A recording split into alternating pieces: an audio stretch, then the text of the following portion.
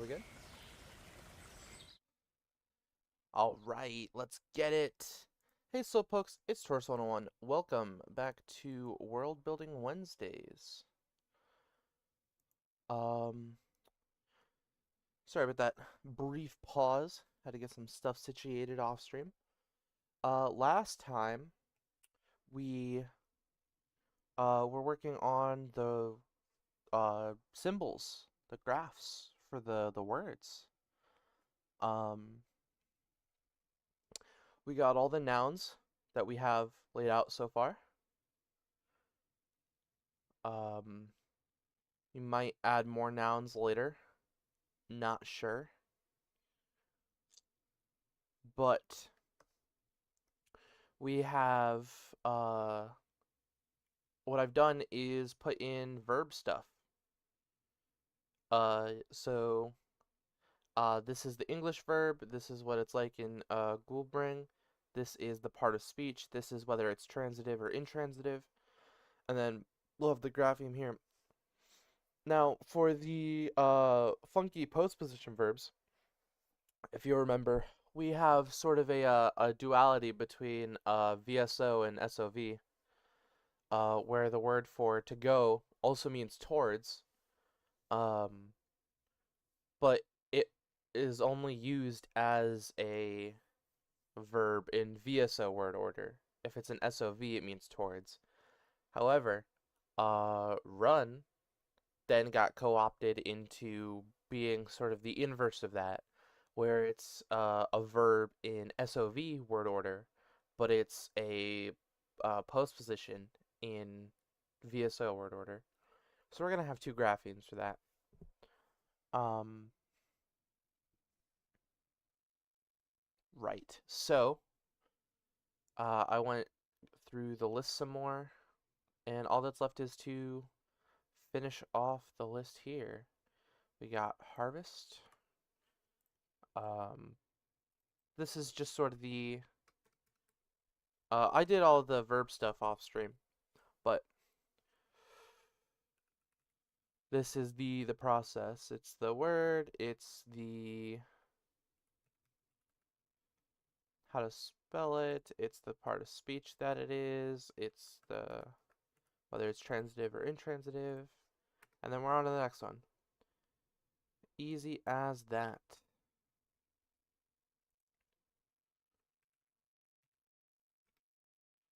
So, ebmo, it's a verb, it's transitive. This is breeding, as in like breeding animals.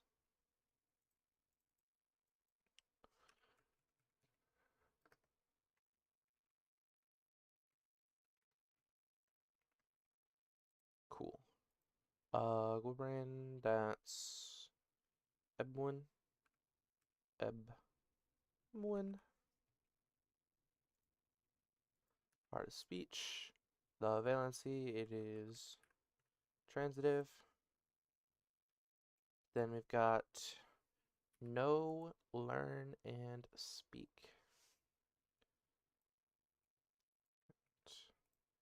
Know, learn, and speak.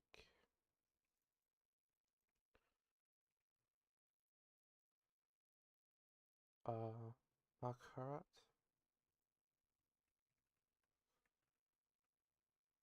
Right? And then Nakwot.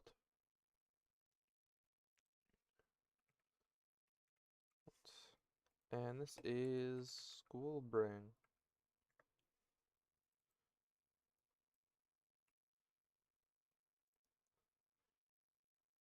These are all verbs. Womp, womp, and womp.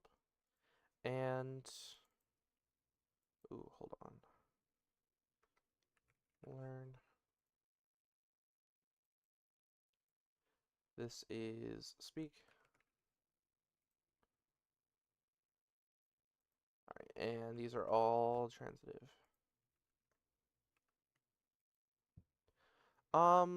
Should speak be transitive? I think it should be intransitive. I speak, I don't speak you.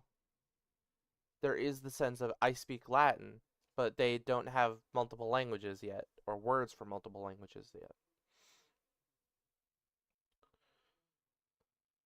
All right. And with those, now we can get to the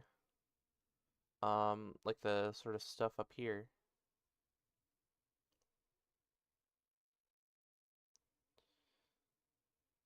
Where did I put my little cheat sheet here? There it is. I want to grab this. And I'm going to throw it here. Convert to drop-down chips. No. Screw that. Um, hmm. This is what gives all the noun stuff, but we also have cut and cheddar. So, and it's from old come. Which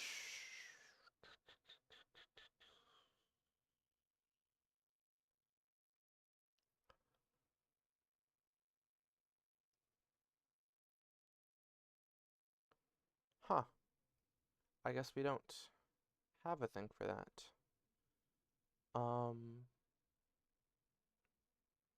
Interesting. And then make. Do we have a thing? Okay.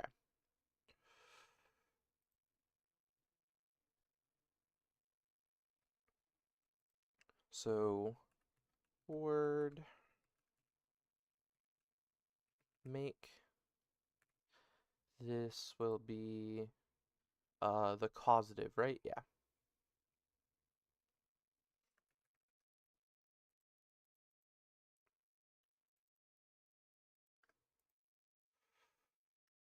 Is that the correct order?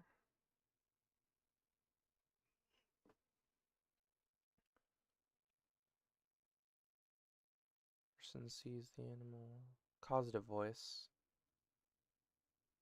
Die, cause, animal. Yeah. Okay. This will be specifically verb. Make.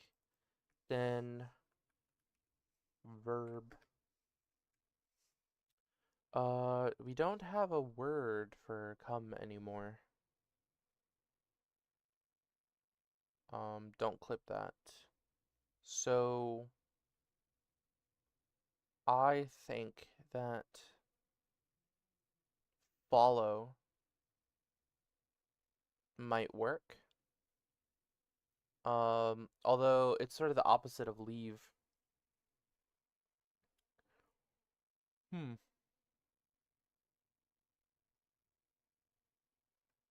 This is the passive? Interesting. In that case,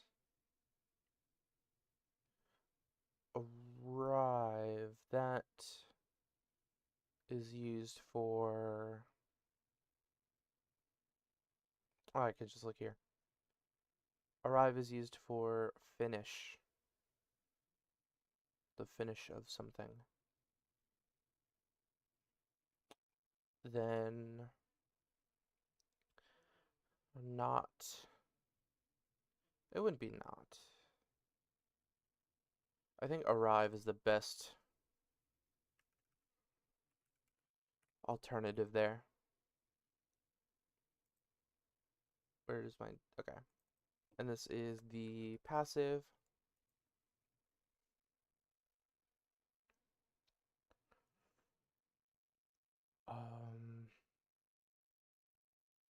Perfective, imperfective.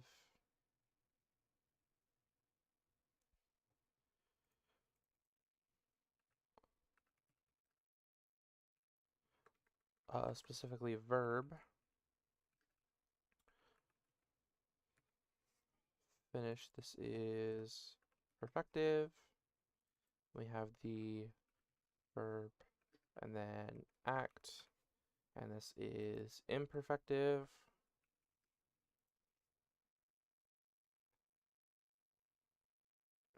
How do I... Right, imperfective.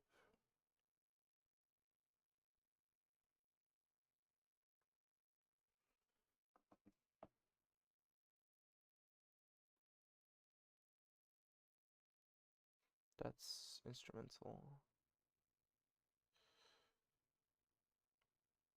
I would have written sentences that have imperfective. I'm just trying to figure out what gloss thing I use for it. I'm gonna turn on vertical tabs here. What is this? Okay, yeah, no. We're turning off vertical tabs.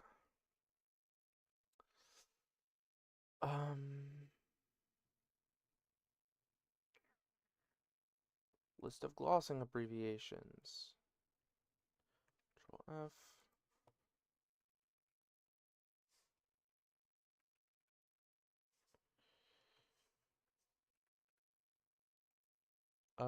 This is imperfective aspect,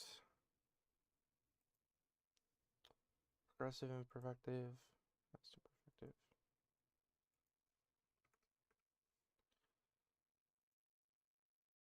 Imperfect. Okay. IMPF. That's what I'm looking for.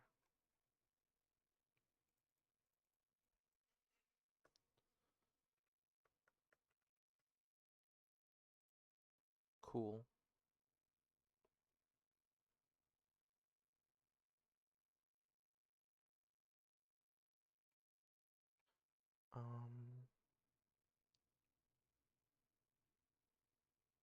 This is PFV.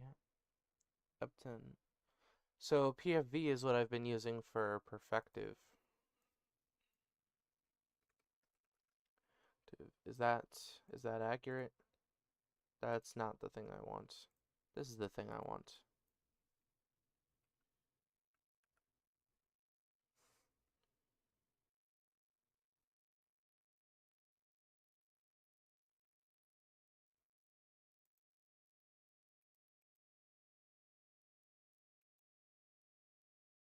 Past, effective, effective.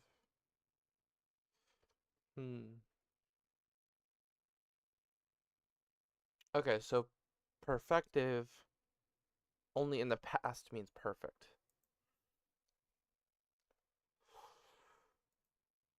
So,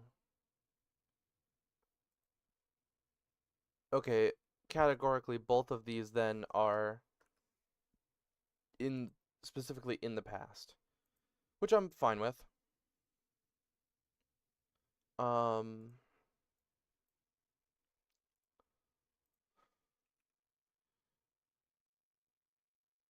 so NPFV is the thing here.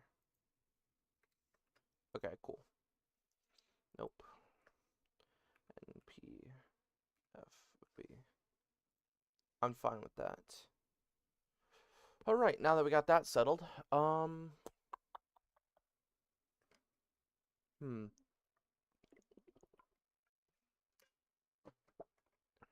Oh, hold on, I forgot something.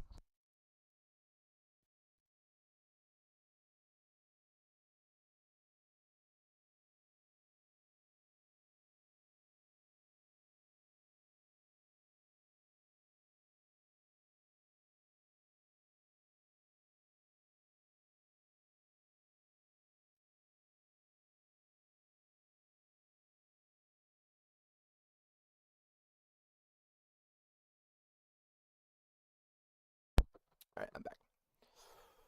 Uh,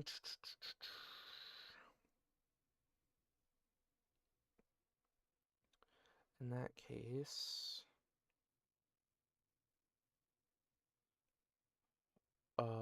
we also need words for the numbers.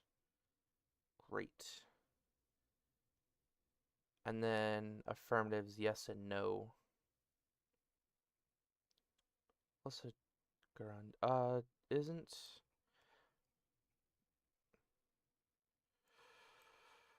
Okay. So, verb plus thing is the gerund. What is the thing for that? GER. Thought so. Cool. And then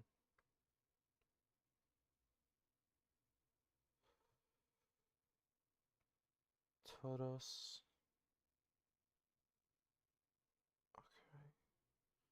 Okay. We need the affirmative yes and no.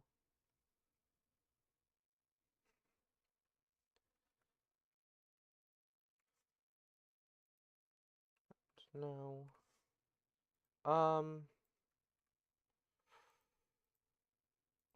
We don't really need to write that down there. I think the plural and dual forms are more important here. So, word, and then do I suffix the plural onto the... No.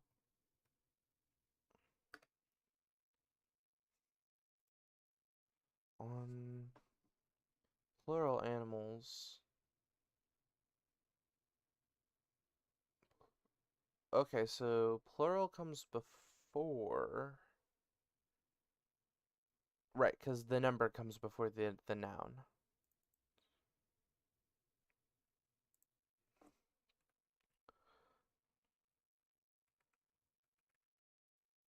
Yo, how's it going? Welcome to stream. Lucky number 1. How am I doing? I'm doing pretty good. Um, I'm making actual progress on the language instead of just sort of leaving it out to dry. Right now we are working on getting the list of stuff that modifies the words so that we know how to put the symbols together.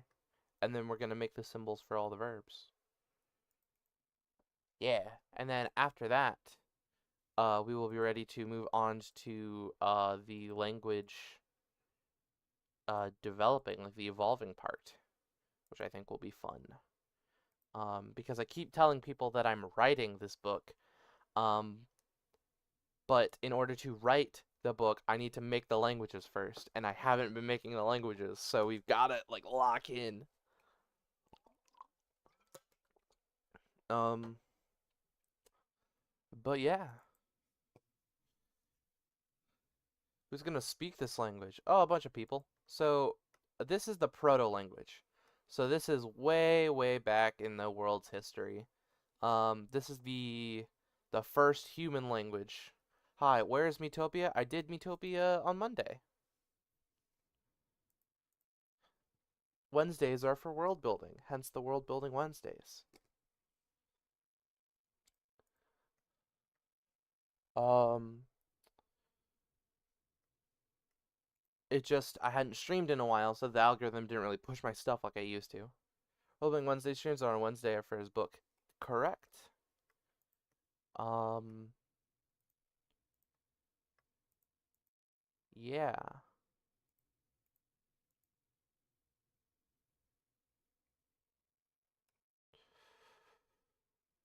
Cool. So, my brain just died.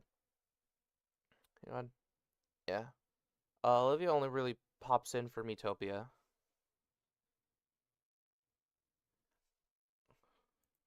Slime not shut up? I don't think so.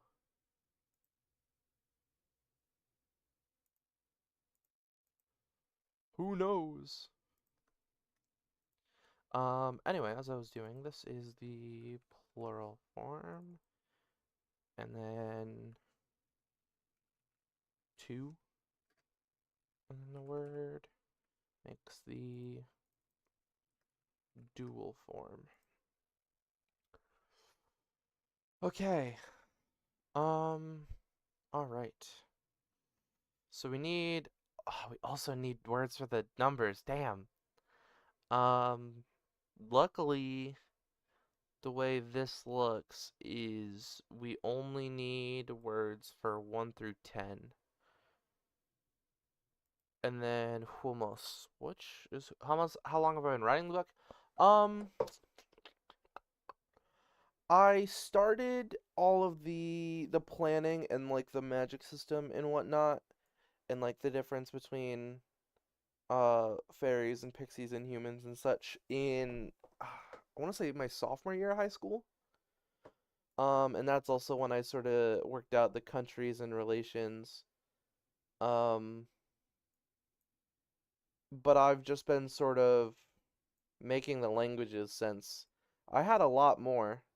Like if we go to the legacy workspace, this one, you can see that Proto-Wolveric, as I had called it, looks a lot different, a lot less in depth. Um, the sort of the echoes of the symbols that I had before. Um, and then this is what like written stories would look like. But I actually did develop it. So old Wolveric, um, funny color coded stuff there. Uh, and then ancient Volvic was another branch language. So and then and then Elvish was completely different.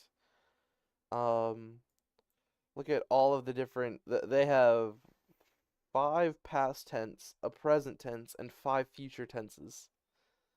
So all of this was intense. There was a lot that I just haven't really, but I didn't really like how it worked out. So I'm making it more.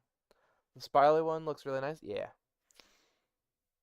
Um, I like this iteration of the language a lot more. It feels more real to me.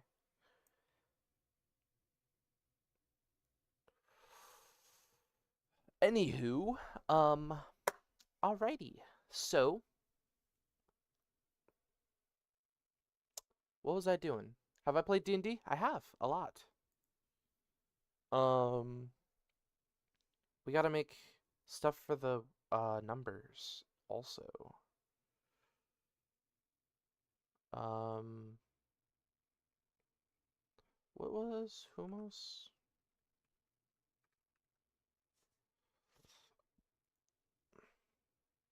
Ah, there it is. Big thing. Cool.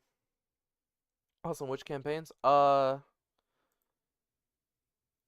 I don't think I've played like any set D&D campaigns. When I say D&D, I mean like general tabletop RPGs.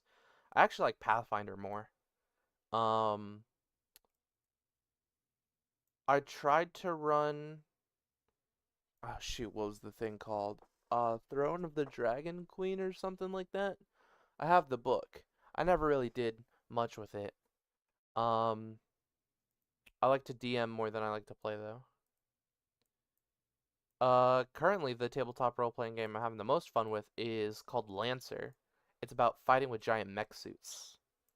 Um, I have 6 characters lined up that I'm gonna sort of play through all of them and let their stories bleed into each other. But towards the end game, they're all gonna come together and their mechs are gonna form Voltron. So I'm excited for that. Yeah, Lancer's very fun. It's a very dark setting, actually. There's a lot of like very dark things, but it's very fun. I'm playing actually in a setting that the DM designed. So not like the official Lancer setting. And um I actually when I DM, I like to do my own system. Should I show that? Should I show my own system? Is that something that the world needs to see yet? It's not anywhere close to done. I might pull this up. Um, let's see. Window cap 2. Gonna capture this. All right. 50 Floors of Fortune. This is the second edition. So it's very in depth. Um, you've got like all sorts of the words that you use, how to make the characters, what the classes look like. There's a chef class, which I'm a fan of. Um, there's a lot. I'm just gonna sort of skim through all of this. Instead of picking races, you pick an element, and it's got like a Pokemon typing system. Uh, so you get bonuses for that. The elemental domains, of course. How to determine the stats. It's very simple. There's only like attack, defense, magic, speed. What does the chef do? It cooks food and also hits people with giant magical war spoons. So, um, combat is sort of a whole thing. Combat maneuvers. Uh, and then interacting with the world. The creature features, featuring the creatures. Uh, I have outlined the how each individual like sense works, but then it just sort of devolves um into like a raw notes thing. It's not done yet,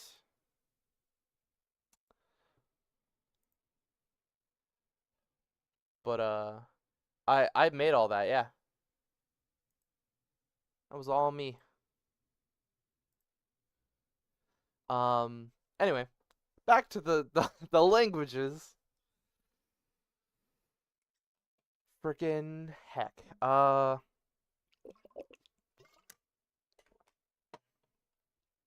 So Humus, this is 10, or I should write this out. 10 and big thing.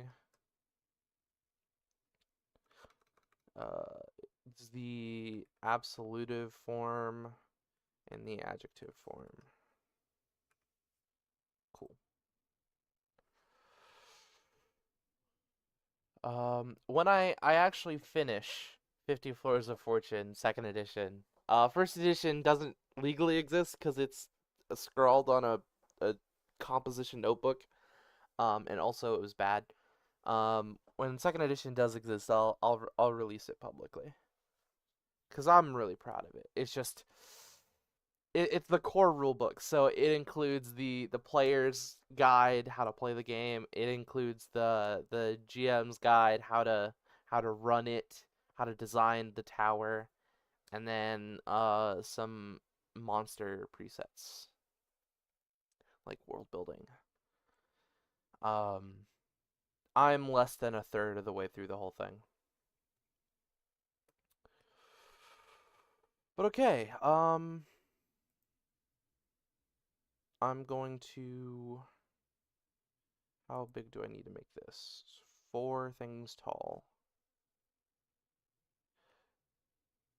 You said that limited words for 1 to 10 instead of like 23, it'd be like 2, 10, 3. So, 1 to 10, pel, twis, kes, quaing, guato, mech, nos, gnoln, sept, char. And then it's 10 1, 10 2, 10 3, 10 4, 10 5, 10 6, 10 7, 10 8, 10 9. And then 2 10, 3 10, 4 10, 5 10, 6 10, 7 10, 8 10, 9 10. And then 10 that's really big. So yeah, it would be like 2 10 3.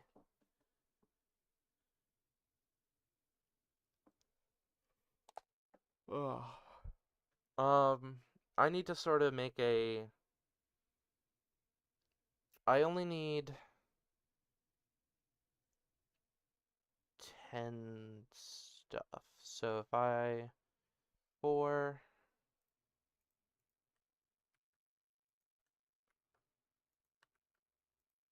1 2 3 4 5 6 7 8 9 ah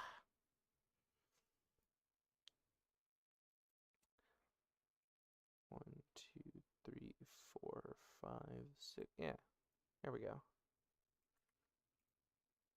Sort of just like cramming it all in here.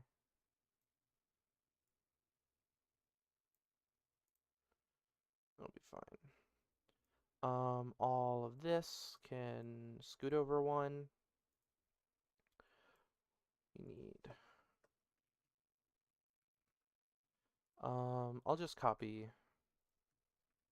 There we go. Ah, I want the cell. I want to copy the cell. There we go.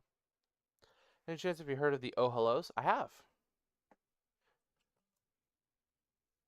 Soldier Poet King, Thus Always to Tyrants, Bitterwater. I love that album. I don't really know much of their other music though.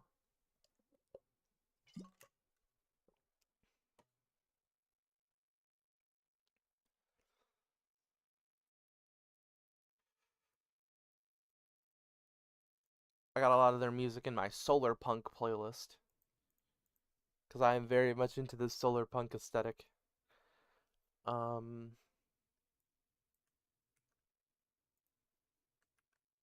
there we go.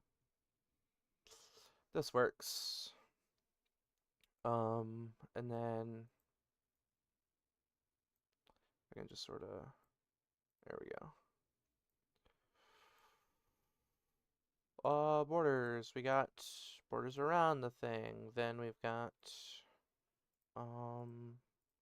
borders within the thing. And then we've got format, alternating colors. Done. It didn't do it. What? What? What color is this? No, I meant. Okay.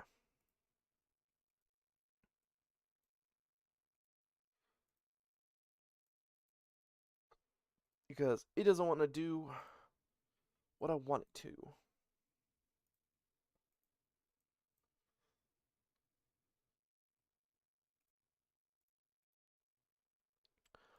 We've got one. Hold on.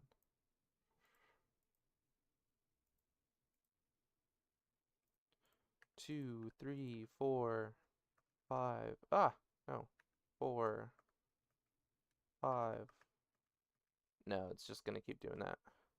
6, 7, 8, 9, 10. I'm gonna keep this here, but I just want the words for up to 10. We've got Pel, Twis, Kes, Quaing, Quato. What's the considerative case? Glad you asked. Considerative is, how do I explain this? It's, when you are giving it to someone or receiving it in exchange. So it's like the quality of a thing. This is gonna explain it. Nope. Never mind. If, case. Denotes that something is given in exchange for something else. And because they have such a big, so like genitive, kind of. Genitive means you possess the thing. You are in possession of it. Right? Sandwich of the goat. So the genitive, sandwich is here. It's on the sandwich.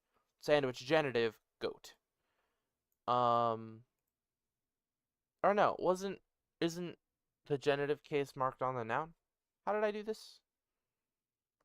Hold on, let me find examples that I've used it in.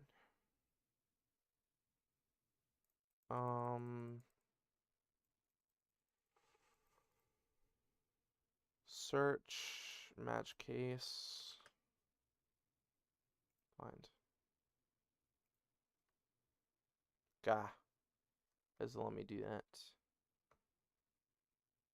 Frickin' heck. Where? See, now I've got to remind myself how I use it. Thing, genitive.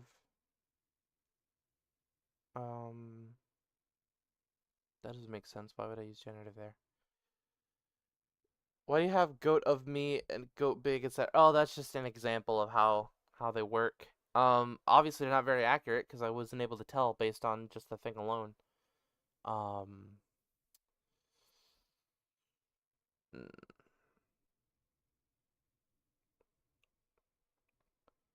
where is the...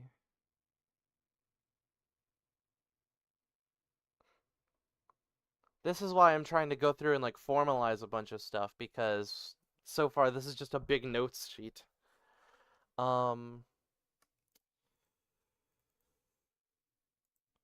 Goat of me, the possessee comes before the possessor. But the genitive comes before the head noun. Why is that? Why did I do it like that? Goat of me. Oh, no. Goat of me, as in goat belonging to me. And then genitive before the head noun, as in sandwich belonging to the goat. Uh, the genitive is the sandwich in this instance. Which language did you say yours is closest to? Proto-Indo-European. I have used PIE as a reference for what to do with this language a lot. Because it's a proto-language. This is not the language they're speaking in the book. This is the baseline that I'm going to split into these 4 languages. Don't convert to a table. Stop. Made it to a World Building Wednesday. Yippee. Good job. I'm proud of you.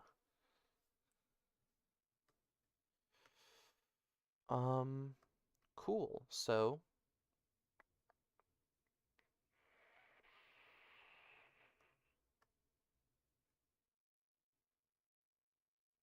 all right. What was I talking about before? Right, genitives. So, the genitive means that the sandwich belongs to the goat. But the considerative means that the thing is given in exchange for the thing. So, if I traded for the goat, in this instance, both the sandwich and the goat would be the considerative forms because the sandwich is being given in exchange for the goat, but the goat is being given in exchange for the sandwich. The reason both are marked is because their word for give and take is the same word. They use the same for both. Right, it's not used solely in trade because of the super important thing of the magic system, the exchange. So druids have this ability to perform what is called the exchange, where they give something of themselves to some benefactor in nature, and then that benefactor will give something of equal value to the druid. Um, at this point in the humans' history, the only magic they have is the druidic magic, druidism. Um, Eventually, when they go across the continent, because right now, the cradle of civilization, humans are here. Yeah, you talked about this. It's hell. I know. I'm very awesome. Like and subscribe. Ring the bell. So, humans currently at the time of Proto, Wolverinic are right here in the world. Once they discover fairies and stuff, is it kind of like Chainsaw Man where you sacrifice parts of you? It's not really a sacrifice so much as it is like willingly given. It can be a sacrifice. You could be like, I will give my eye or my firstborn child in exchange for this super big thing. But then you've got to consider, is does nature even freaking want your firstborn child? Like, is that worth anything to a rock? Maybe the rock just wants to be flipped over or something. Like, it's not that deep. Um, But for druids, it's that deep all of the time with everything because they can commune with everything in nature. Um, Although, where did I write this down? Uh, that's too far. Um, yes. So the more concentrated identity a thing has, the easier it is to communicate with. So it has to be valuable to the thing. That's cool. Yeah, yeah. So a single stone would be easy to initiate an exchange with because this single stone might want a different thing from another single stone, but you're not. It's not a huge target. It's just the one thing. But the material of stone, as in all stone, the material of it, that is a separate thing entirely. With less concentrated identity, meaning it's more difficult to do. And it goes all the way out to the solid matter. All solid matter, the state of solid matter, is nearly impossible. You're not gonna communicate. What would it even want? That's just not even fathomable, right?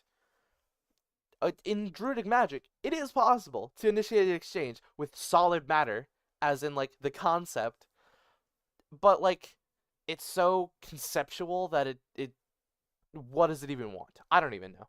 I made the damn thing. Like I don't know. Um, but then you get to bigger forces like the world, which have less concentrated identity than all solid matter, but are still in that like higher plane of like what. So you have to make a deal with everything the stone relates to? No, no. If you want to make a deal with a single stone, it's okay. Um, it's like a candle, right? Or the flame of a candle. Um, so a small flame, we'll call it. Flame, what does fire want? Fire wants to burn. It wants to burn indiscriminately. It wants to get big. It wants a lot of fuel so it can burn real good and bright. So something that a flame would want is fuel. It might want oxygen. It might want light. It might want size. It might want strength. Um, so if a druid has any of those things, it might want to exchange heat, the ability to heat stuff. It might want the flames light. Obviously, they both sort of want light out of this exchange, so maybe that might not be the best way to go. Um, a druid might want the ability to consume as much as the fire does. Um, the druid might want the energy that the flame can give. That's not something a flame would really be willing to give up, but if the flame is desperate, I mean, eh. So it really depends. But this is the sort of stuff that druids have to think about because the exchange has to be equal. So if you give only so much strength to the flame, you're only going to get so much heat out of it. Um, and because the two are sort of linked, the more strength or the more heat you use, the less strength that the flame has because you're sort of giving each other your own stuff. It's still like your strength that the fire has or the flame's heat that you have.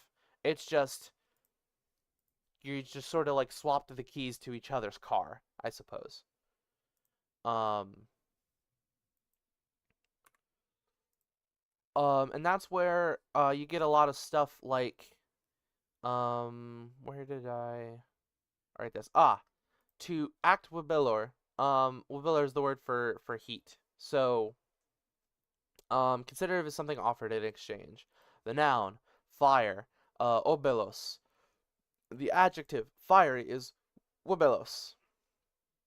The considerative form rebellor and Wibelor. So if you want to give someone fire, I, rebellor, give. But if you're giving the quality of fire, I will bellow give. They give fireness. So all of those things I just listed that fire had, in this language, they would all be considered fireness, the quality of fire. But as we just said, there's a lot of different stuff there. So acting Wabelor means a whole lot of different stuff. It means you can melt stuff, it means you can burn stuff, it means you can consume stuff, it means you can heat stuff up, it means you can cook stuff. Like, there's a lot that it means. It's a very broad concept. But it has to be a broad concept in this stage of linguistics because it's a very simple language already. Can you conjure stuff or do you have to act on existing things? Um, it depends. I mean, the sun emits light. If you ask the sun for its emissive quality, you would then be as bright as the sun. But with none of the like the heat or whatnot. But it's also the sun giving it to you. So if you only got a little bit, that's bright by human standards, but nothing compared to the sun. However, if the sun gave you all of it, then the sky would go dark and you would be the sun. But like without all of the consequences of burning. Because the heat is not what's given. That's not really how physics works, but it's magic, so who cares?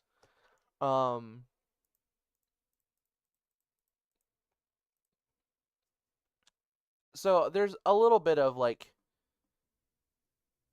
if the thing you're trading with can emit stuff, then you can trade for the quality of emitting the stuff, the ability to do that.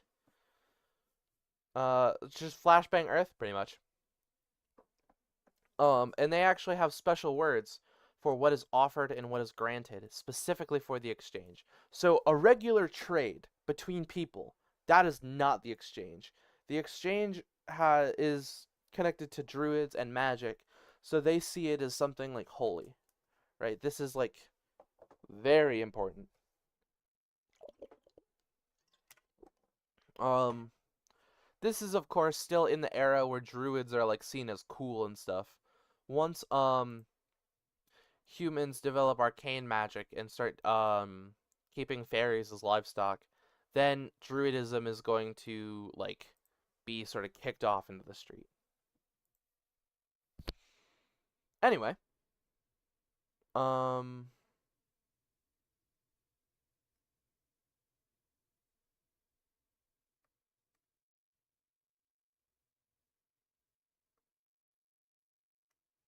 wait, hold on.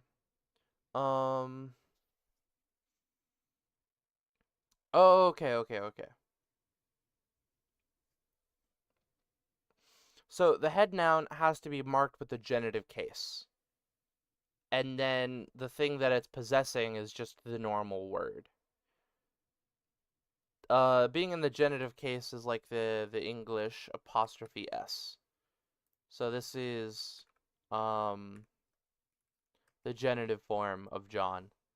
In English we have the sandwich goes after, but in this language we would have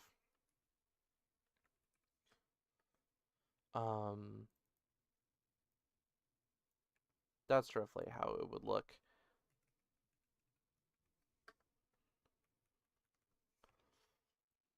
We would do it like this because John is in the genitive form. Hop off in 20 because crazy jet lagged. Totally fair. Where'd you go?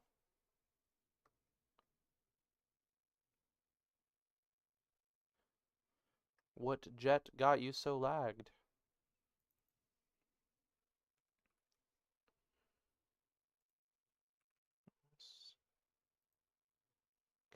I can't. Australia? And you went there willingly? I'm just kidding. How was it? How was Australia? So cool you're gonna live there? Nice. Gonna live down under.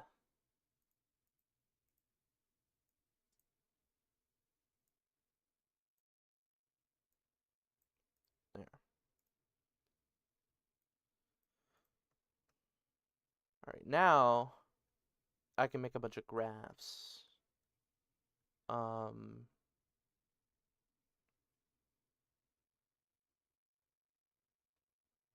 Cool.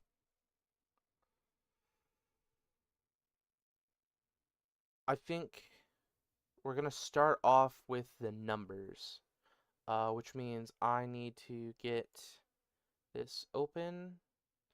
We saw the cousins and grandparents. Woke up at 5 to see the sunrise. Unbelievably nice. Nice. Heck yeah.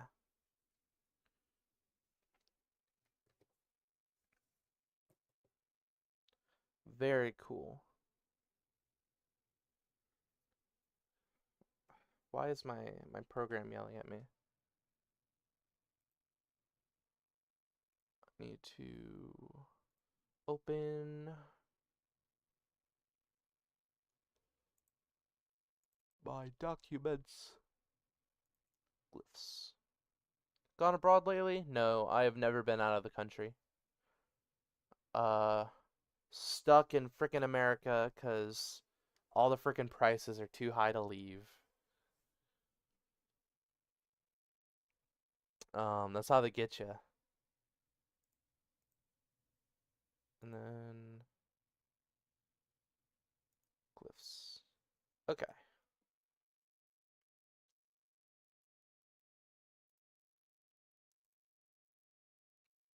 Um,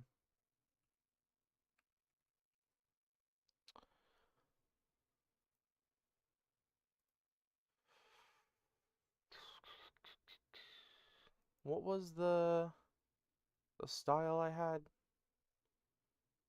It was chalk. This one, right? Which book becomes the next Lord of the Rings? I can go to Australia. I guess. Um, is this what I had?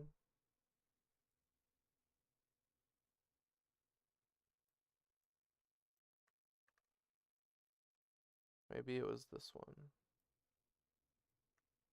I mean, it all looks the same, so. What was the... hold on.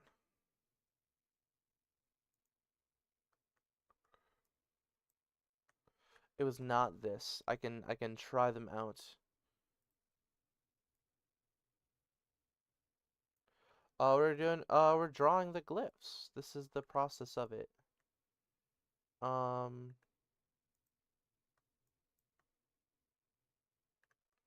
this is still a little, hmm.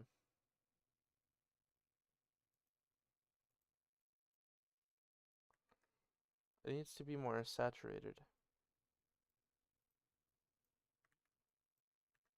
Not quite that much.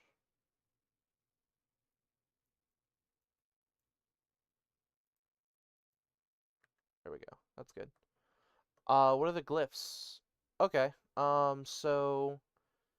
That is the writing structure that we have.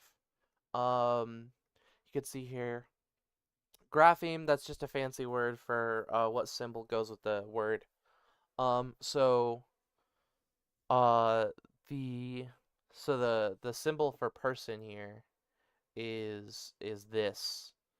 The symbol for animal is this, the symbol for tool, the symbol for light, big thing, small thing, cave, river, etc.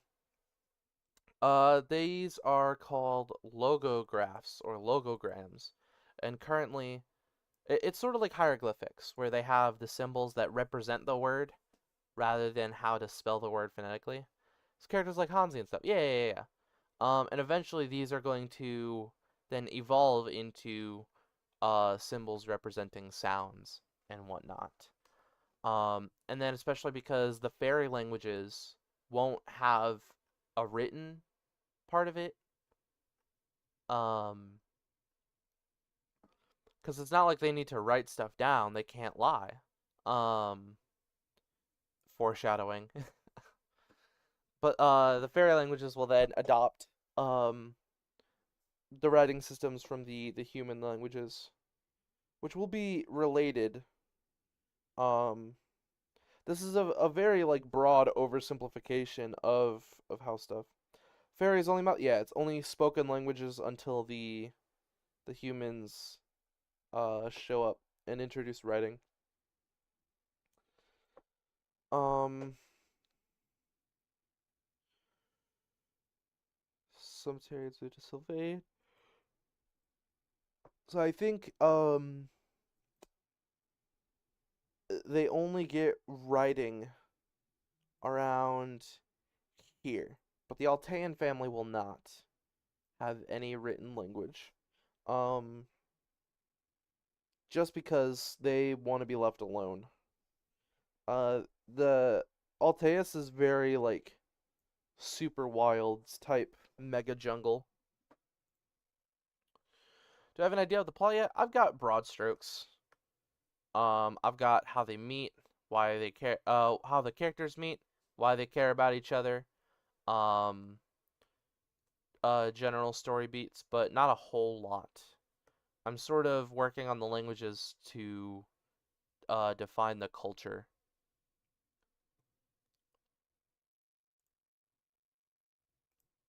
Anyway, that's what I was doing. Um, okay, so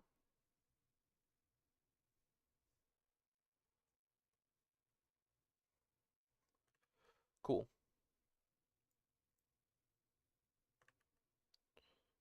This needs to be a little more desaturated.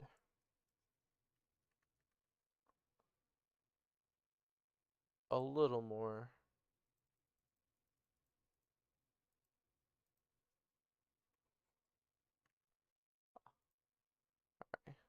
It's just gonna bug me unless I get it right.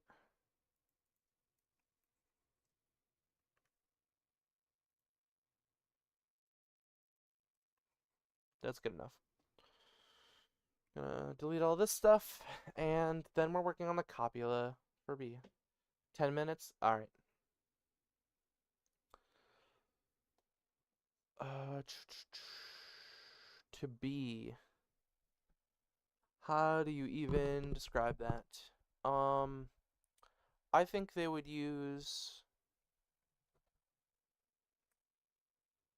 Hmm. So one strategy I'm going to have to use a lot is using graphemes that sort of sound like the words instead of actually being able to do the more abstract stuff. Like the most abstract we're going to get is the exchange. Um,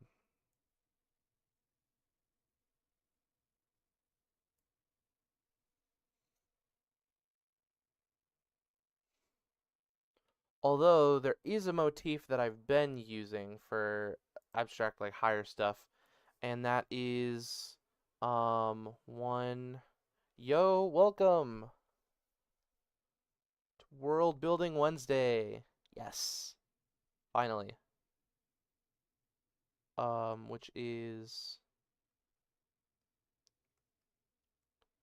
I think it's like this. Hold on. We're making some silly uh images. Silly goofy images. Oh, okay. So it's a all right, it's a 9-point thing. So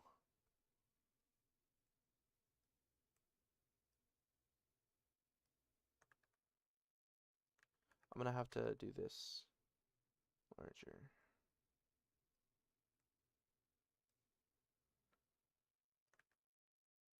I want it more like this. It doesn't have to be perfect. It wouldn't be perfect in world.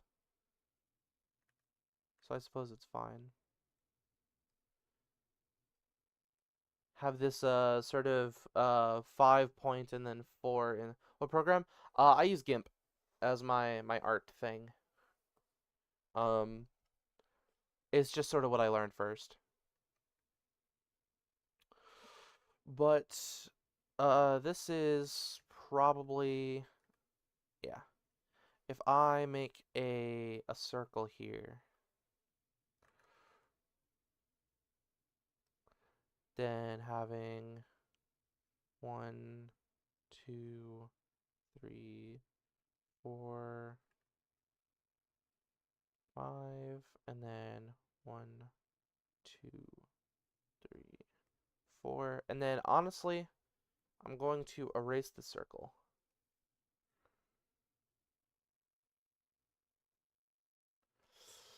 It's weird because I have my double monitor set up, but my XP pen thing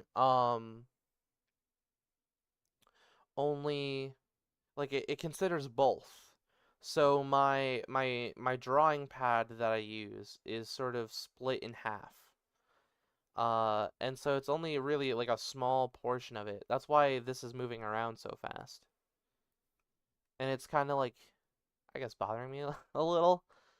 Um, I want this to be a little more centered on the stone. And then I'll export this into pictures, into con length, art of promises, Goulburn, verbs, um,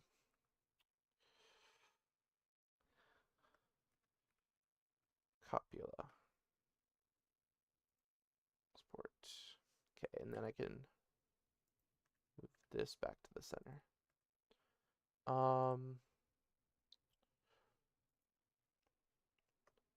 So that is this graph. I can insert an image incel. Incel? Whoa! Um, don't be like that, chat. Finally learned to use a pen that translated to a spot on the screen. Nice. And then we also have a word for to give and to take and to have. So image incel. This is give and take. This is have. Awesome. We got it for yourself. It was that like acted like a mouse. Oh, rip.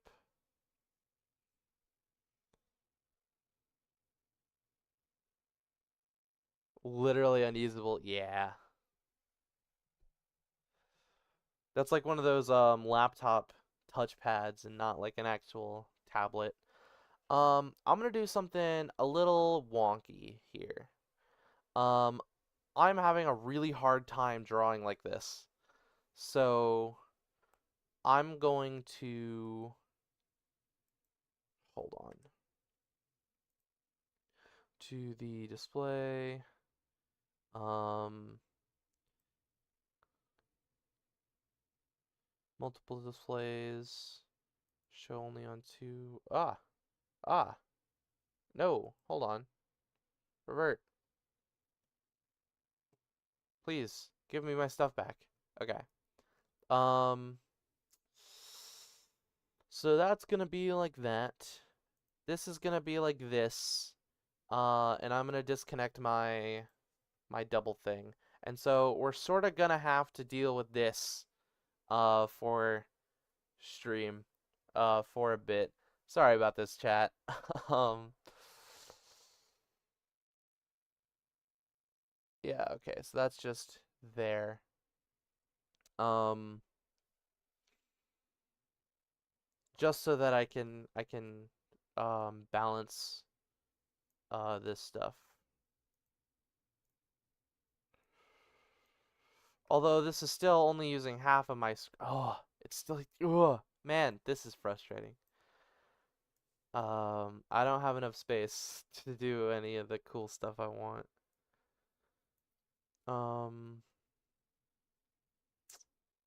yeah, that's just ah,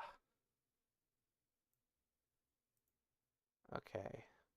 Well, it could be worse, I guess. No, don't delete that. Frickin' heck. Look at the last 7 comments and tell me who chat is. It is you. You are chat.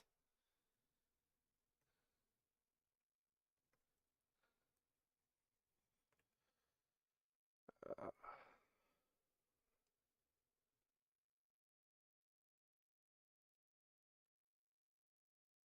there we go. Beautiful. It's art. Look at my culture. They're developing. Evolution at its finest. Let's give him some hair.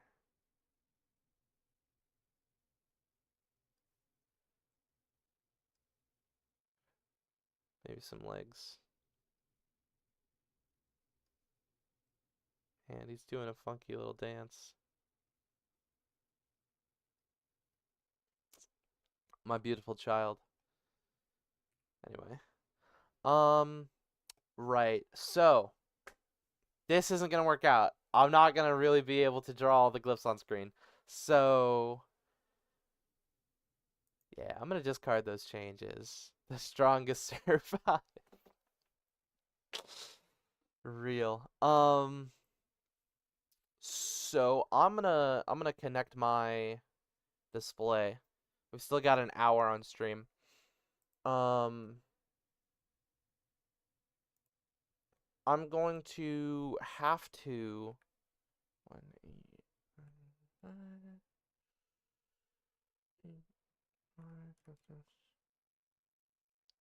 Okay. Cool. I'm gonna have to do something else. Because drawing is sort of off the menu here. Um, in the meantime, we actually have something we can do. Um, ah, I'm so used to my drawing hotkeys. Instead of making glyphs for all the stuff, we can just know that they exist and move on. Play silent ball. Silent. Oh, like, look, you try to stay quiet and you throw the ball around. I already failed, didn't I? Okay. All right. Well, you know what?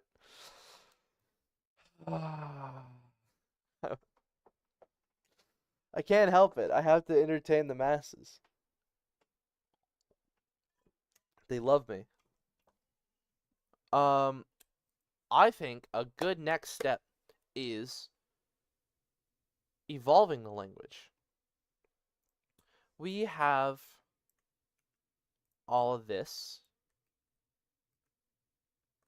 No, stop. Get rid. Knock it off.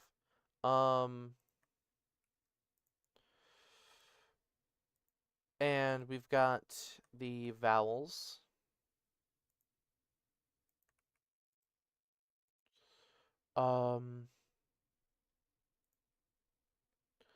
These are the current phonotactics. I'm just gonna get most of this in here.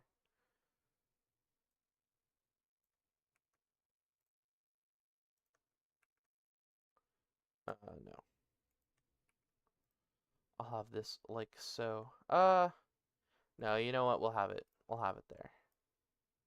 It'll be in a slightly different place, but it's fine.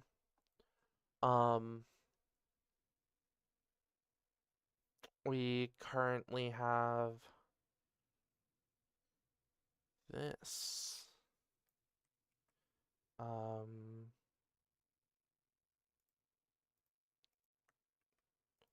H does not cluster. Why did I write that? H obviously clusters. Okay. So, now, here's what we're doing. This is a natural language. And this, what we just did, we spent the last lot of episodes doing, is the proto-language. So now we are going to develop it into all of these lovely languages that we have here. So,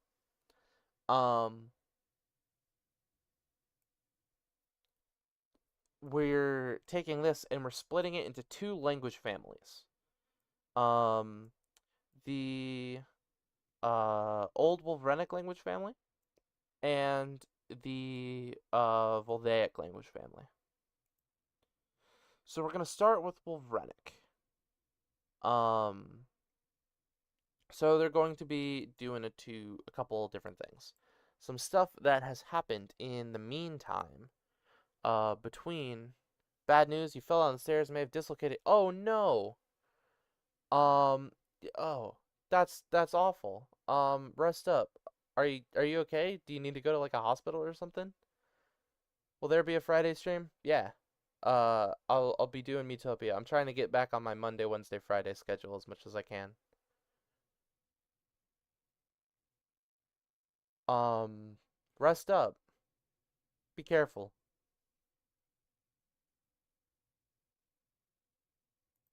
All right. Um, well then. Let's evolve the language. A lot of pain. Take some painkillers. Absolutely. Rest up, King. Cool. Um, not cool. That's awful. Changing the subject.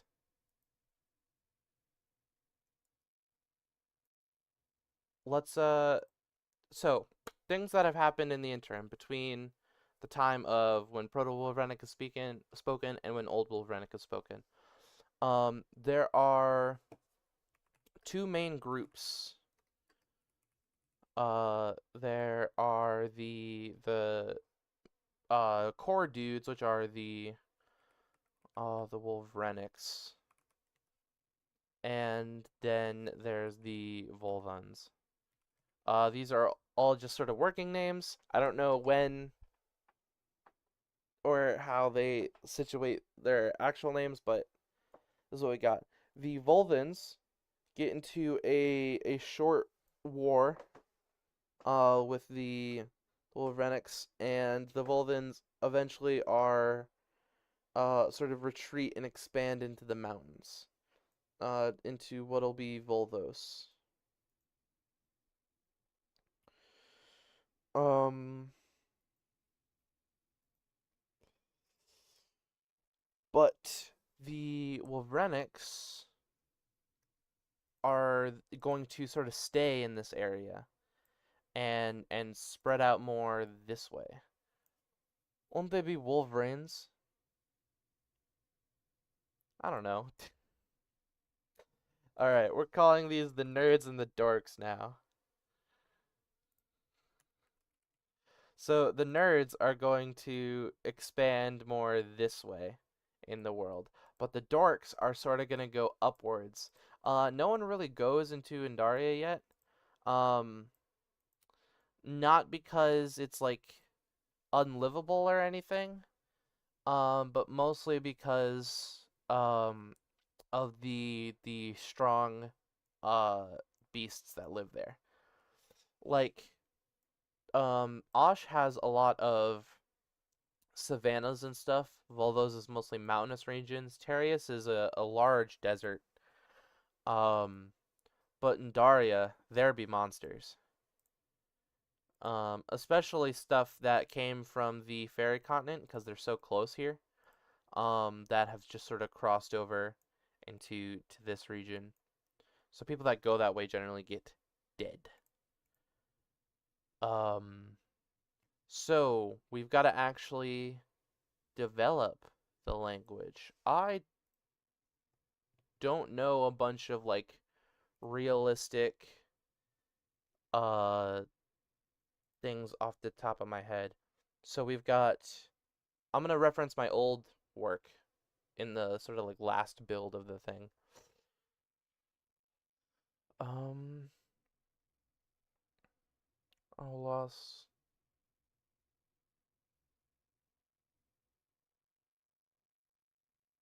Okay.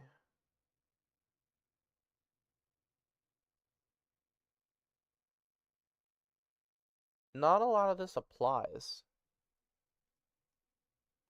Oh.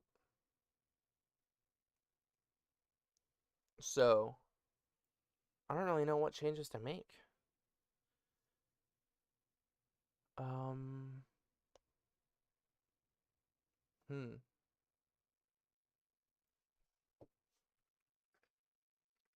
Uh, PIE language family tree.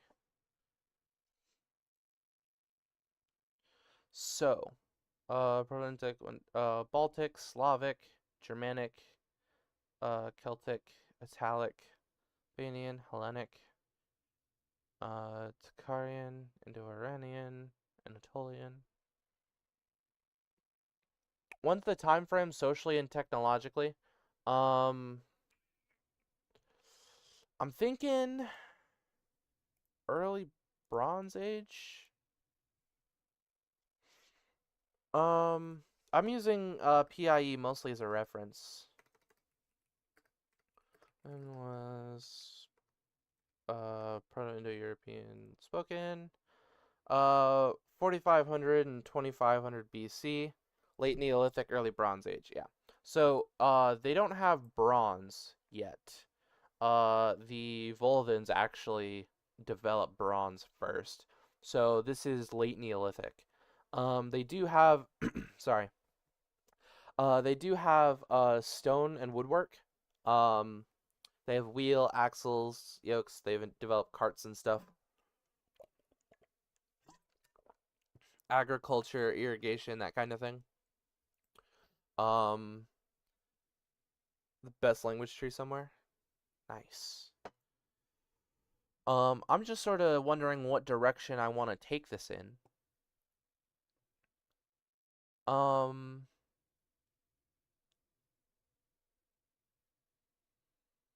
hmm.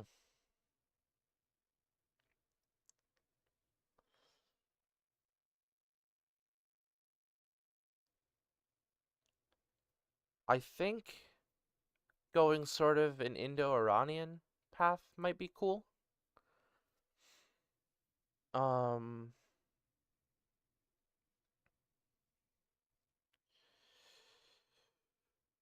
and then the Volvin will be sort of like a Slavic thing.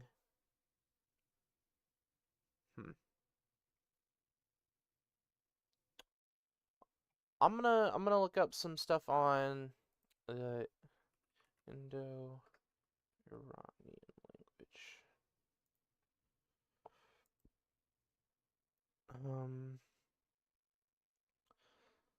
300 languages. Yeah. Um, Proto-Indo-Iranian. That's sort of what I want to go into. Um, Historical phonology, separating Proto-Indo-Iranian, ablating vowels, Nurki sound law. What does that mean? Okay. The collapse of the ablating vowels into a single vowel. Okay.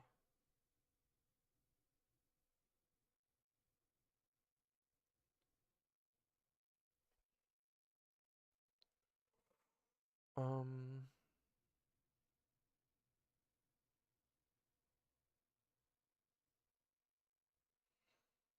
I don't think that's the best way to go. Separate.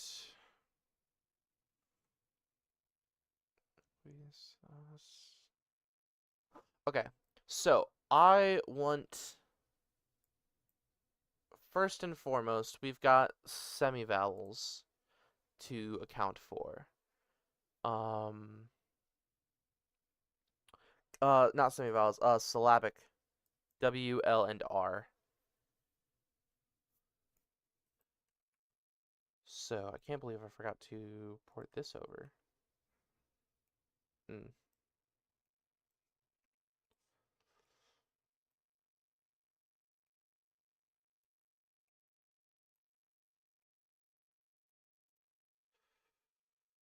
And then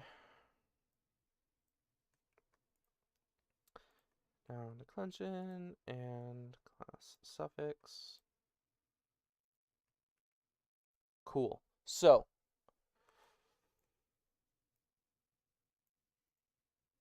oh, Interesting. I didn't realize that this was part of the table, or it would count as part of the table.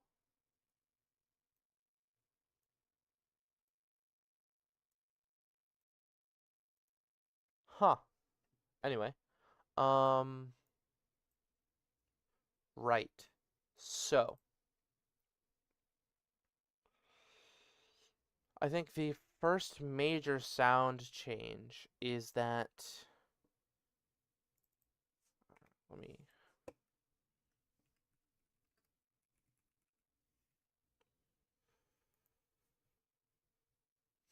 what do I want to do?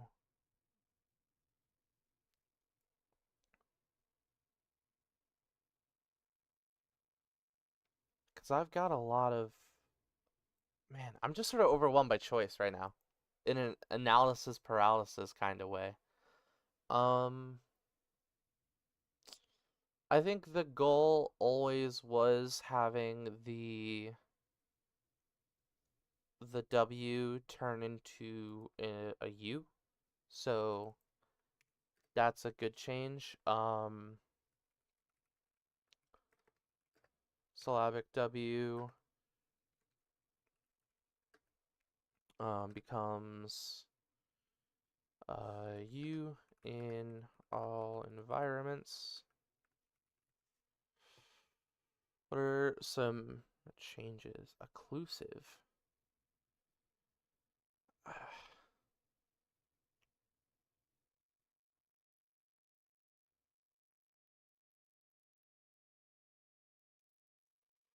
Um,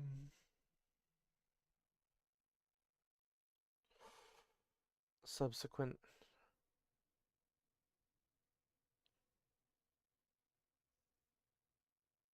Uh, um. Okay, this is a bit much for me. This is a little beyond where I'm at in my my skill or knowledge or abilities. Um, hmm.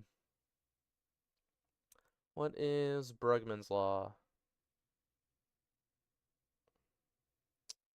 Oh, current open syllable. It became ah. Otherwise, O became the short vowel ah.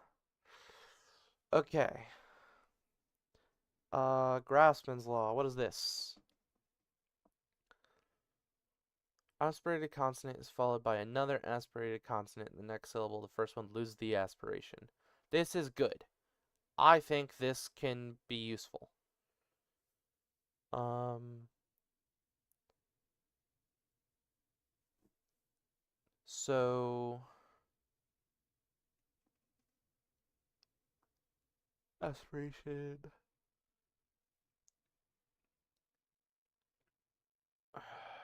That's okay. Honestly, I'm just gonna play it by ear. So, Slavic W into U in all environments. Um, that means I have to take all of these words and I have to update them with every single sound change. Oh man, this is great. Oh, actually, before we can do any of this, I gotta do pronouns because of course I do. Um, they use the different grapheme, the symbols to represent the sounds of the word rather than having a unique one for the word itself. So, first person is secure. Um, I think that what do the tactics? Noun, consonant. So, or sorry, nucleus consonant. So sec ear, sok, os, Osh. Ok. Sulk. Leak. Right?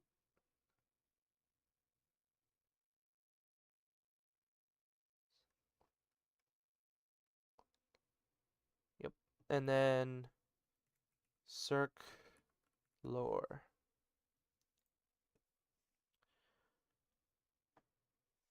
And then I'll have so sec is going to be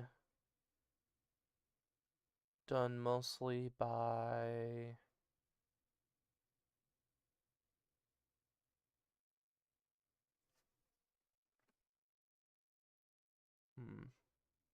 I don't really have a good thing for it.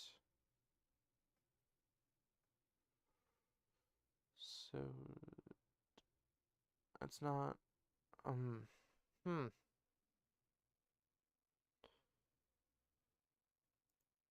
This is not working out for me.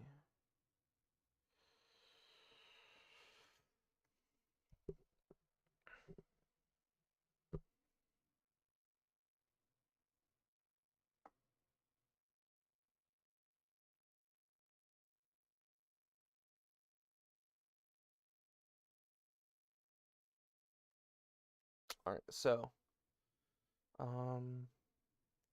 honestly just need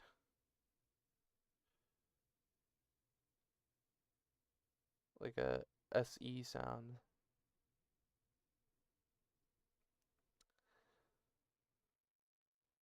I think having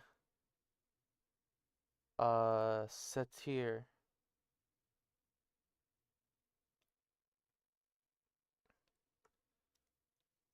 I think grass could work for this.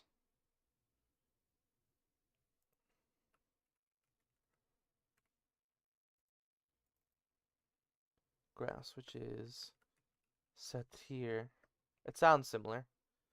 Then sokos.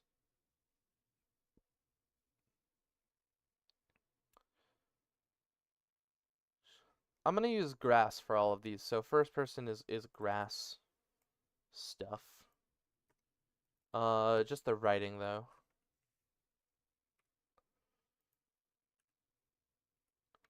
Yeah. So um the first person symbols are that of grass, which is satir.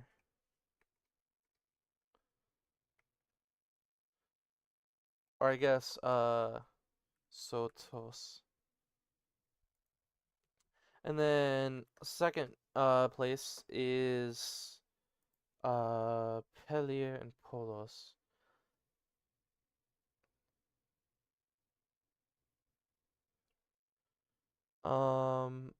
Fur is great for that.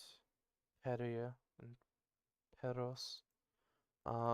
So symbols are that of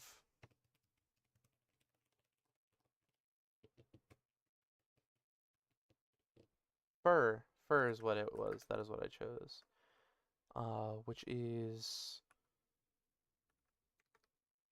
Polos. Or not Polos, it was Poros, right? Fur. Poros, that is correct. And then the demonstrative. Tadir. That came from something, right? I feel like that did.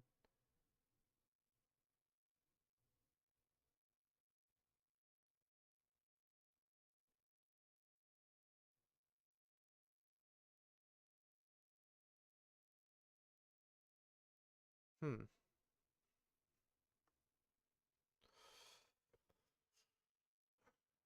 Tadir or Todos.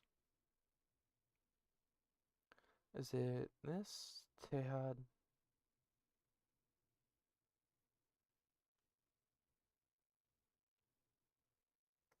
It's gotta be that, right? Um, big thing, small thing, just thing in general. Where is it? Thing, that's hen. Hmm. I think I'll grab something with eh to start out with.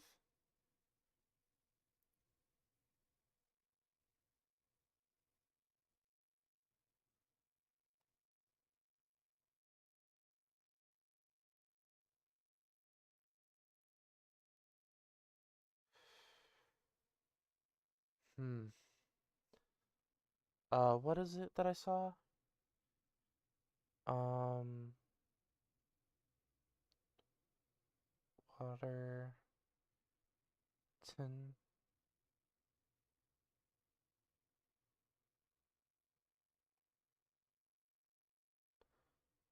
wood, or fruit, tessir.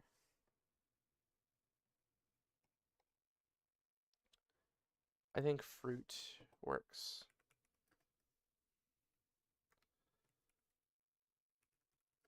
Are that of fruit, which is tessir, or sorry, tosos.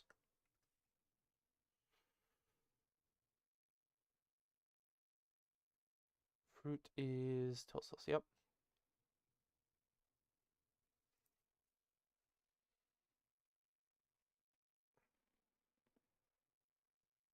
Great.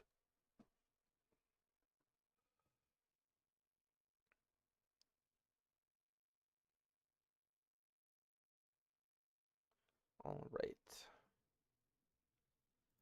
Cool. Now that we got that out of the way, I can go about actually copying all of this. There's gonna be a lot to do. Um, I will copy this. Uh, I will do so here.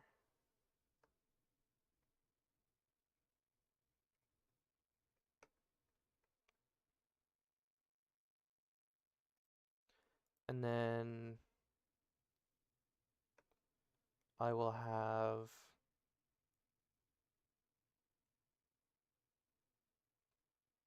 all of this as well. This will go here.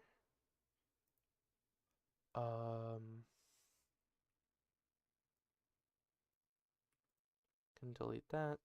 Doesn't really matter. This also doesn't really matter. Okay. Okay. So, syllabic W changes. So these W's are fine. It's just the syllabic. Um, cool. So that means that these are now not W grade but U grade.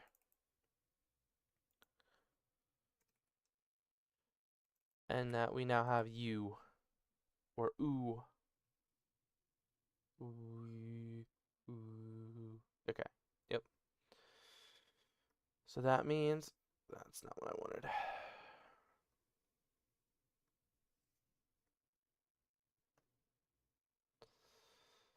Time to change this. All of these. Hukos and Huklor. Mudos and Moodlor. Lukos and Lukor and Putinos and Putinlor.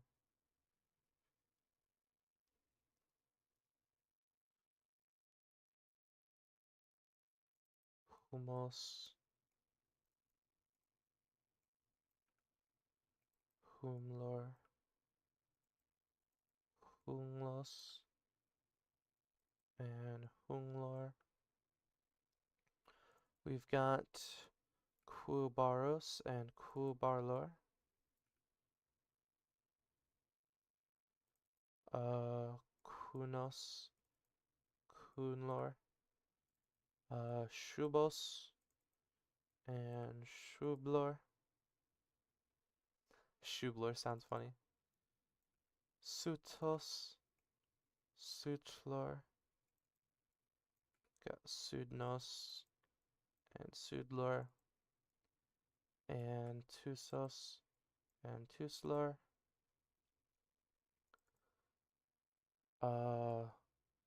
Utsnos, Utslor, Ukaros, Ukalor, Udos, Udlor, Ubelos, Ubelor,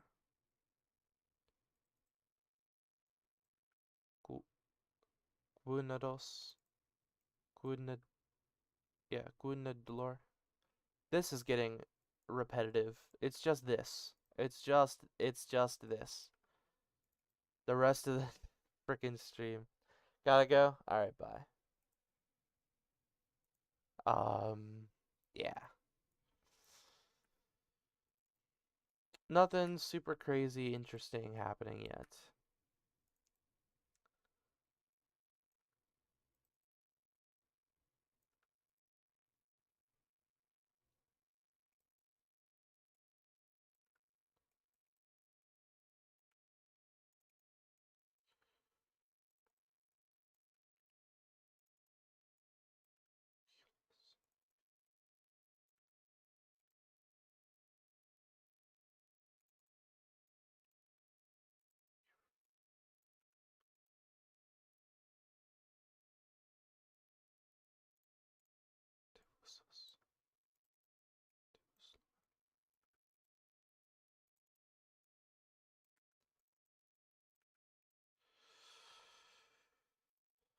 So, how about that enthralling, engaging commentary, huh?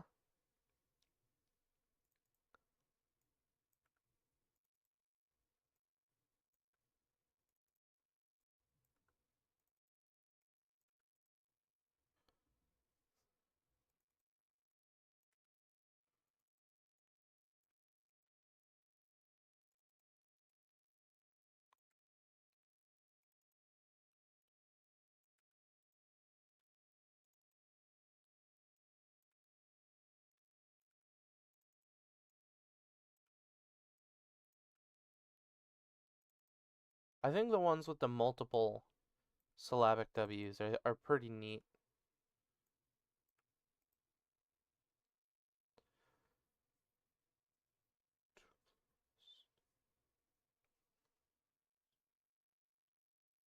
Yeah. I was considering having only the first syllabic W in a given thing. Um, and then keeping the second one, but there really wouldn't be a linguistic reason for that. Especially since this change is happening because it's easier to say. They wouldn't keep the harder thing to say.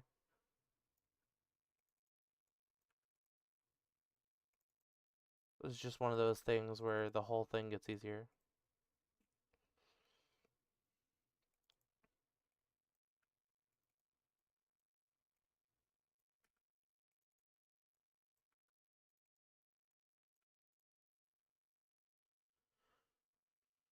And then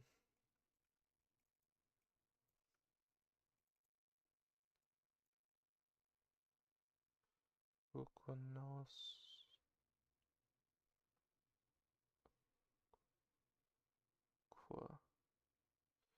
Alright. Wait. Isn't it supposed to have a double W?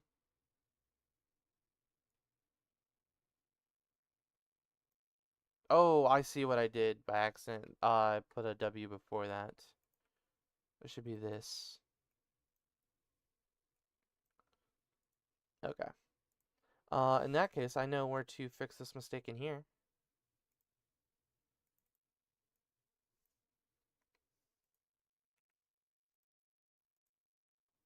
Awesome.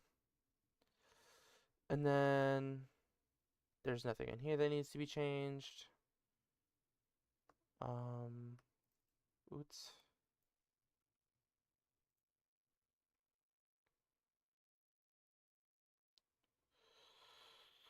Guamo, that's not Slavic. Kokara, Tehad, Lorhosh, Kahlosh, Sleep, Kwan, Ebmun. This is now Ebmun.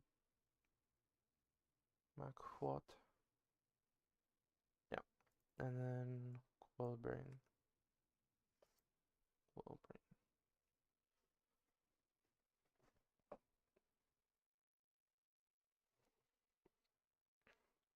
Awesome.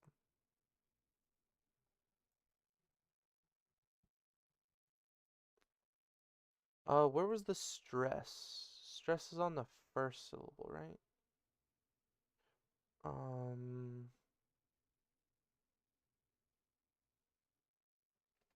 Do I not have a thing for stress?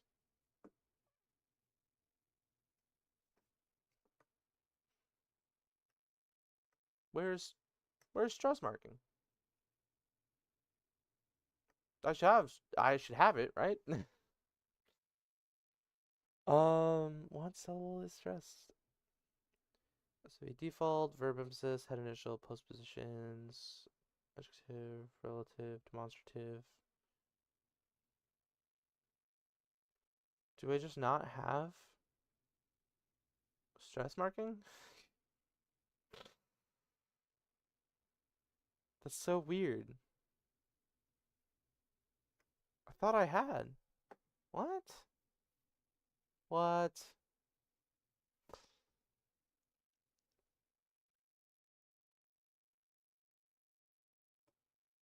Well, we've got to come up with stress. Okay, alright then.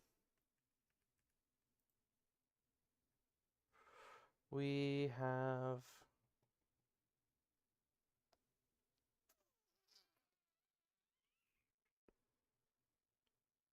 Wow, there really just isn't. Did I even write this? Did I make this language? Did I even do my job? I'll have initial stress.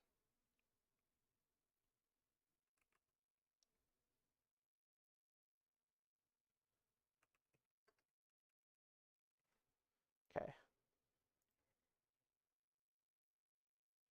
Actually, you know what? I'll have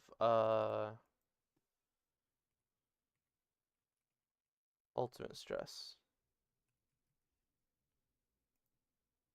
which means that stress comes at the last syllable.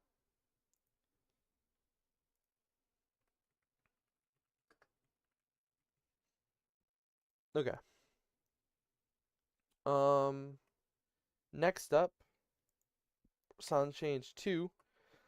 I'm thinking that we do Grassman's law. So, if an aspirated consonant is followed by another aspirated consonant in the next syllable, the first one loses the aspiration. So, right,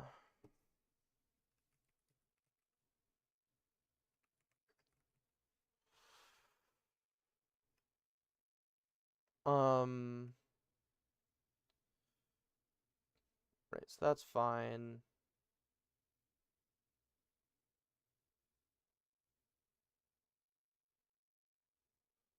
Do I have anything this actually applies to, though?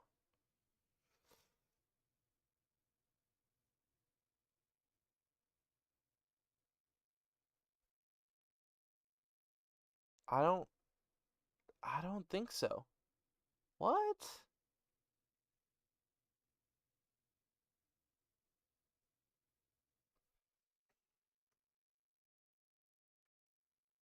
That's what do you mean?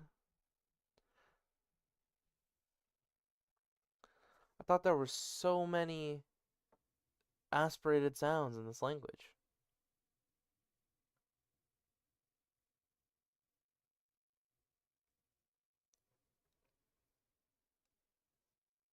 What the heck?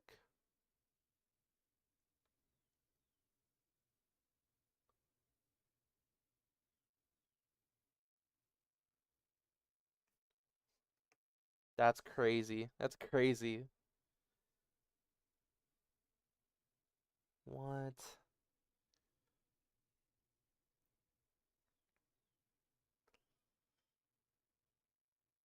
Yeah, we just got nothing.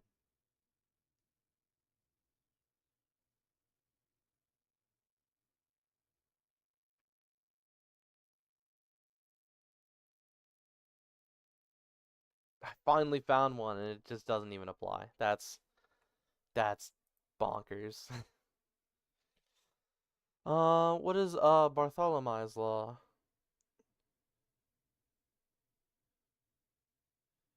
Cluster of two or more obstruents. Any if it is a voiced aspirated stop, the whole cluster becomes voiced and aspirated.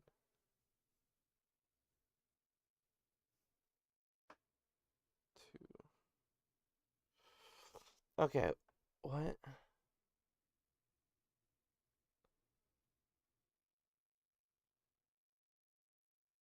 Okay. So Budto becomes Buddha. Rookie sound law. What is this?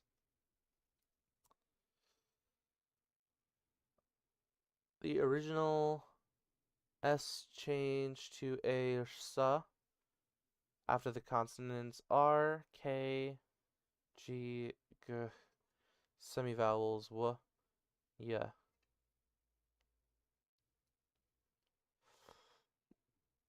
Okay. And the syllabic allophones.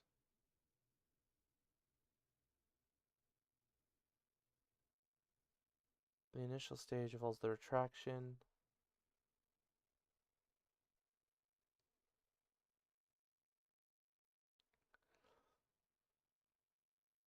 Oh, merged.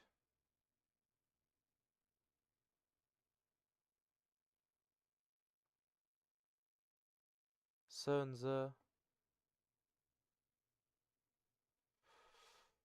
That doesn't make a whole lot of sense to me, but I'm gonna throw it in anyway because I gotta learn. Cool. So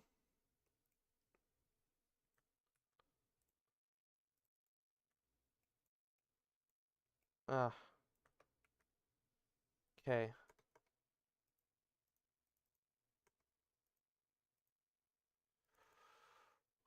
Um, S becomes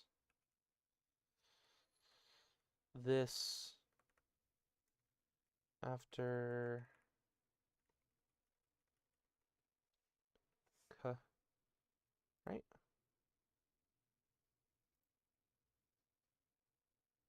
So following K, G,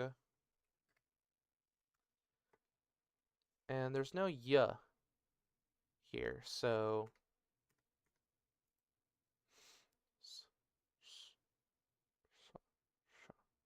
I'm gonna have this go straight to C, the sh sound.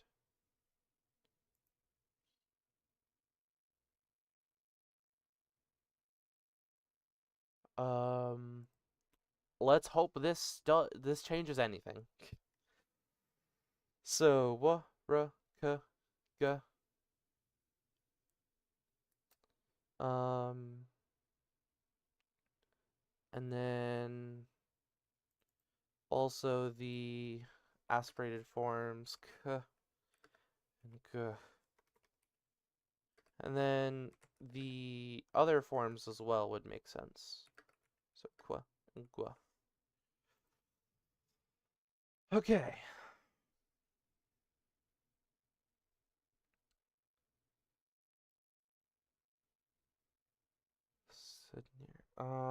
I don't have Tusos. This becomes Tushos. Yes. Um, Oing, Wa, and then the U as well. Tushos, Tushlor.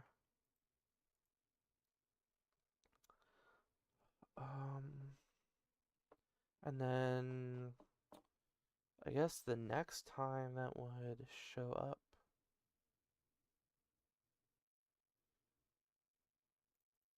is Tushos, Tushlor.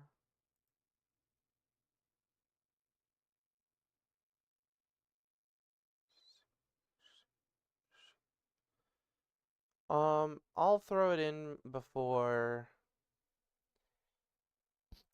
E. La, yeah. Actually, hold on.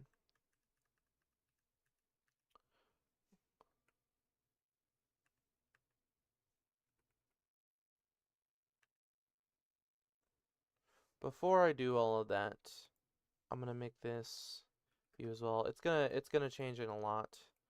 Um, Before I do this, we don't have a lot of time. I'm gonna have this so that L in unstressed syllables becomes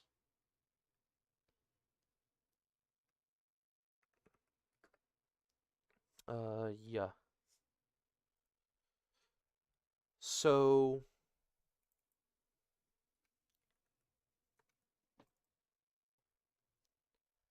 then we've got lower.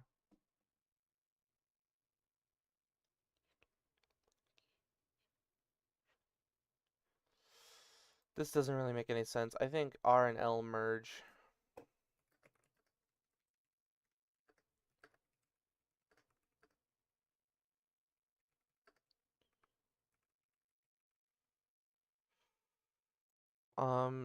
What should they become?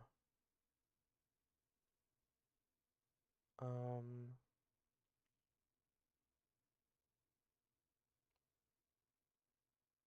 uh, it doesn't really make sense to merge because they have such similar. They have lurklore, like this word lurklore. It become rookrore, which or looklore, or looklore. I can't even do it. I think I'm all steamed out. I don't think I've got any in me right now. This is a lot harder than I thought it would be. Um, None of my stuff is built to change, I guess. Thank you guys so much for watching. Make sure to like and subscribe. Ring the bell. Have a good one.